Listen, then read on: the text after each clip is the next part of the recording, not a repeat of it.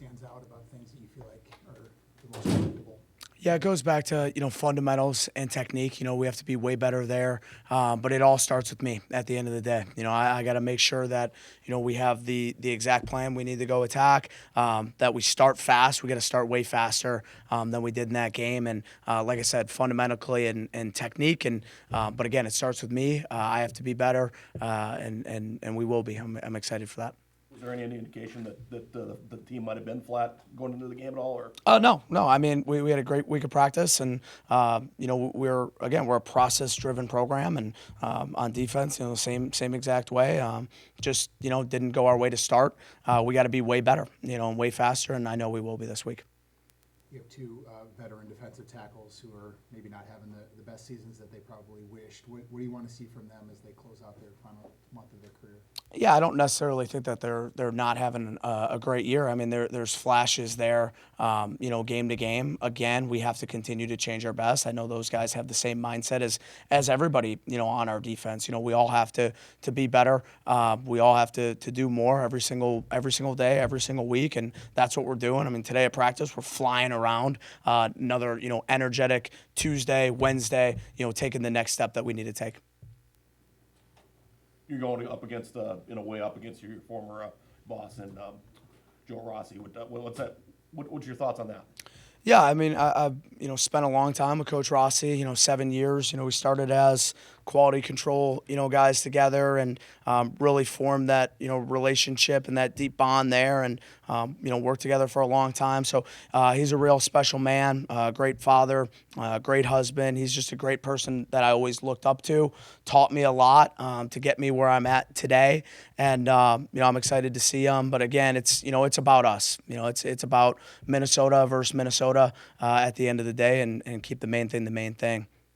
What in particular did he kind of take away from his coaching style that rubbed off on you? The extreme detail. He was a very detailed guy, and everything we always magnified things. There was no stone left unturned. A lot of the things that we do today, started with him in terms of that detail aspect, and just really proud to have him as that mentor and that friend. When it comes to Anthony Smith, what are you hearing, or what are you telling NFL scouts and personnel about what his game is like and what he can do at the next level? Yeah, he's like I always say, he's a game wrecker. He has the ability to change the football game within one play, and that's his superpower. I mean, he's great against the run. He's obviously fantastic against the pass.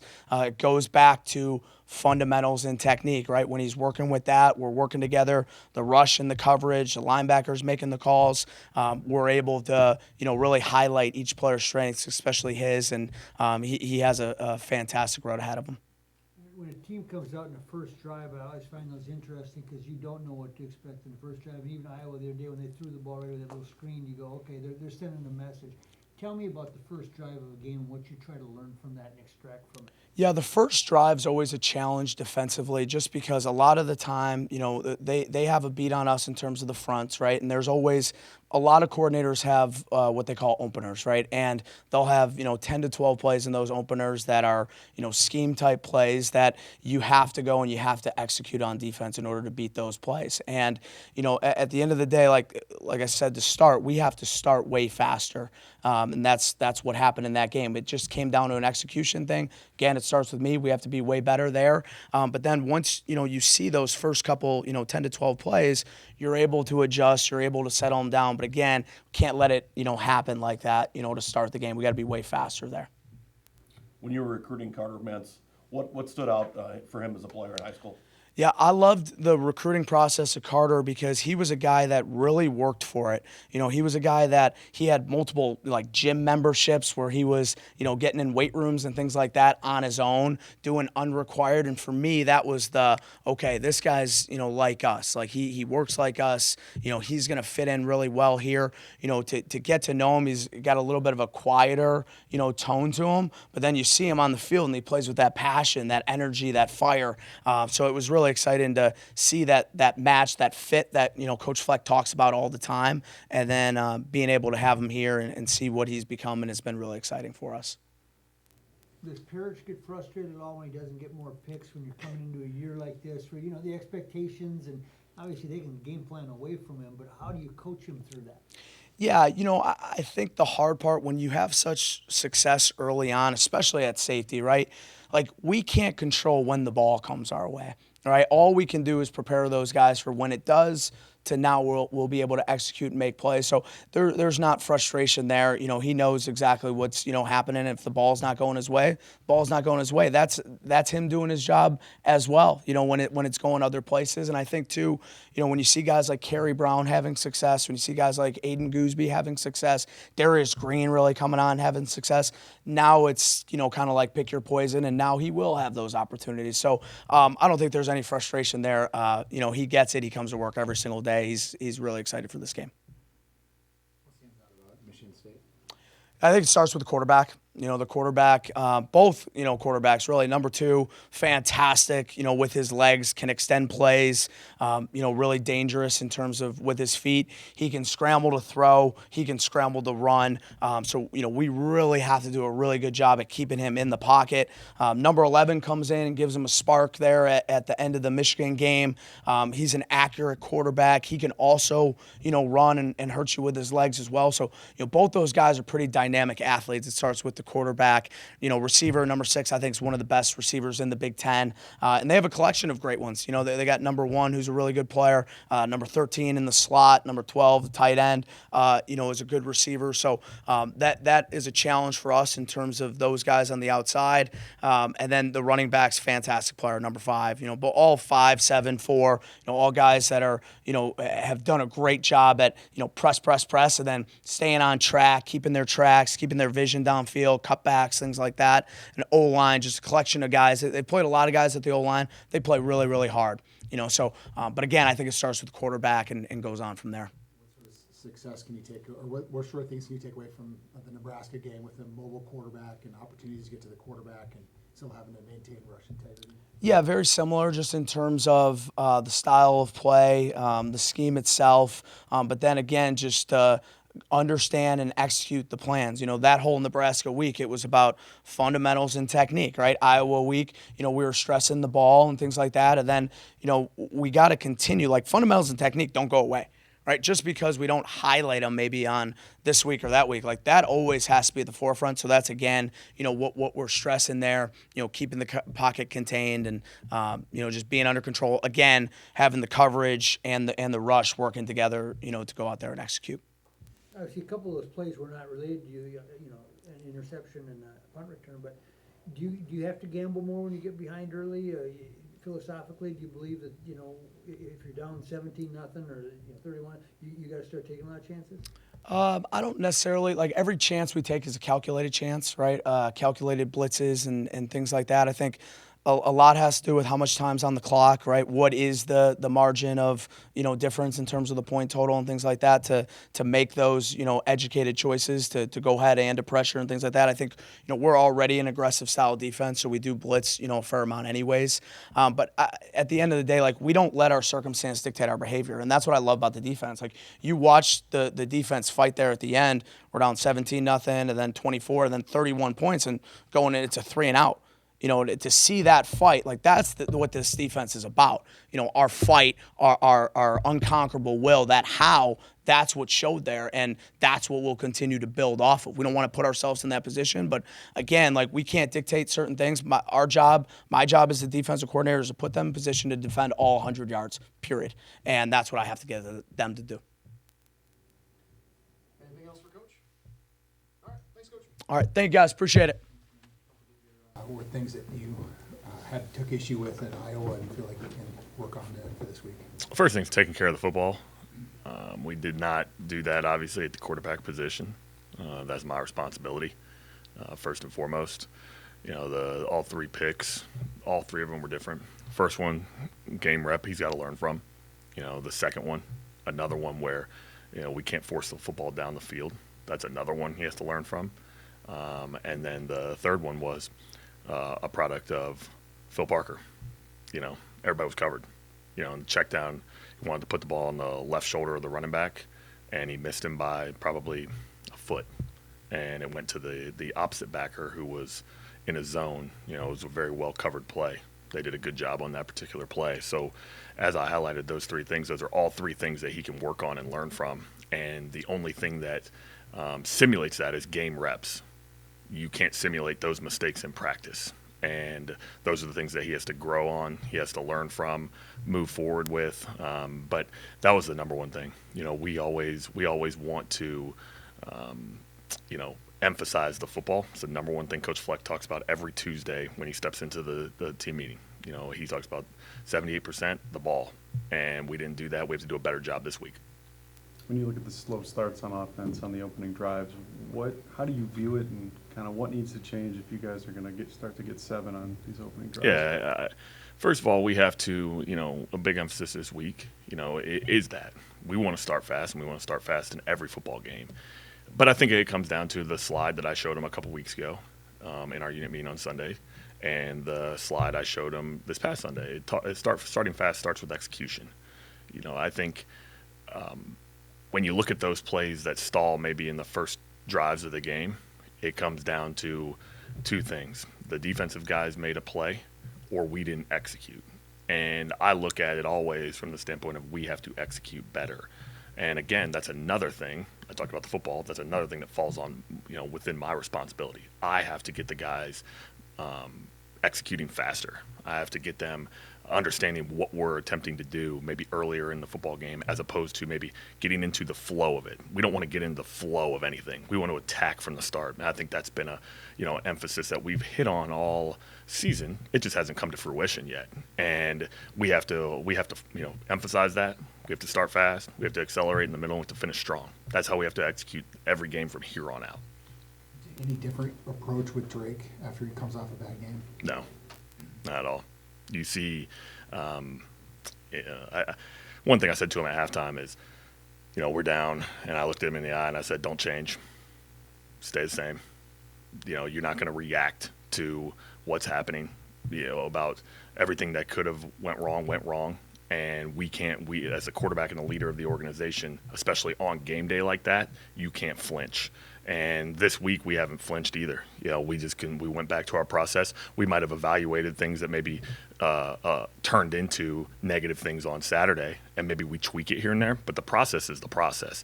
We have to look at it, and that's why I said to him, like, a young quarterback can sit there and dwell on it. And we talked at halftime, obviously. I talked to him immediately after the game, and I talked to him on the bus before the bus started moving. And we talked at length. And I said, listen, you got to look at it, you got to evaluate it, you got to watch the tape, you got to learn from it, and you got to move forward. And from there, we have to say, okay, like I said, with the process of it, what do we need to tweak? What can we do better? What did we do well that just didn't work out? And that's the number one thing I hit on with him all week. And then he had to emphasize that message throughout the entire offense and the rest of the organization.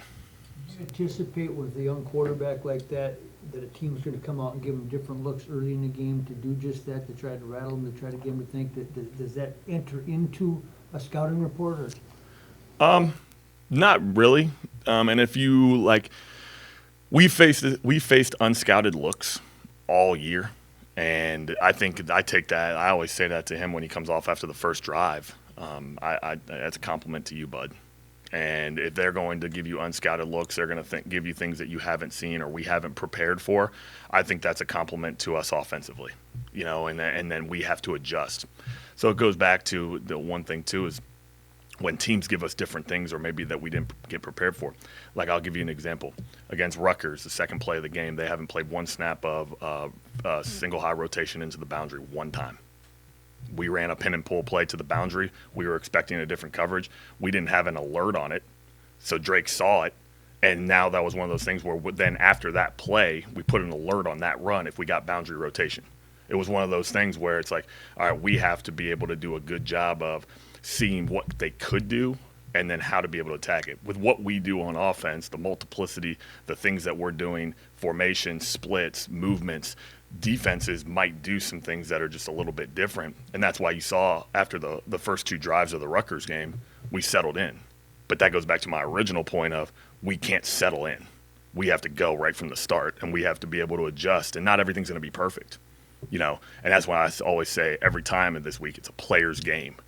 If the players have to be able to execute it, they know that. I always say when we lose the game, I say we lost. I always say to the players, they won. They win the game. We as an organization all lose it, and that's why I hit on them with it. But that's what I think is a compliment to the offense, and a compliment to Drake when they do give you different things, especially on third down. You know, I always go into that first third down like, hey, you might see something different, bud. You just gotta call it like you see it. Use your training camp rules and play football. Snap the football. Play fast. With Darius out for most of the game, how would you assess the running back play after that? Who's ever's in there, they have to attack the play. They have to trust their fundamentals and their techniques, and we have to believe that they're going to run the football effectively. I have all the confidence in the world in Feme and Cam. You know, and Xavier got in there late. Grant got in there late. You know, I have all the confidence in the world with those guys, and Jaden does a fantastic job of preparing those guys. You know, even evaluating the whole game. And when Xavier got in there, you saw him trust his eyes. The ball went where it was supposed to.